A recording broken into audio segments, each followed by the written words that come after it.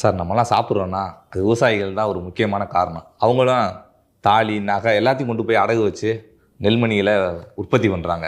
அப்படி உற்பத்தி பண்ணுற நெல்லை மழையில் நனைஞ்சது ஃபுல்லாக நம்ம பார்த்தோம் சார். எல்லாம் முளைச்சிருச்சு. என்னதான் சார் அங்கே நடக்குது? அவர் எடப்பாடி பழனிசாமி அந்த தஞ்சை மாவட்டத்திற்கு சென்று, நாகப்பட்டினமும் போனார்னு நினைக்கிறேன், தஞ்சை மாவட்டத்திற்கு சென்று அந்த நெல்லை இழந்த நெல் விவசாயிகளை சந்தித்து இந்த இஷ்யூவை அவர் ஹைலைட் பண்ண பிறகு தான் சக்கரபாணி போகிறாரு. அப்புறம் தான் துணை முதல்வர் போகிறாரு.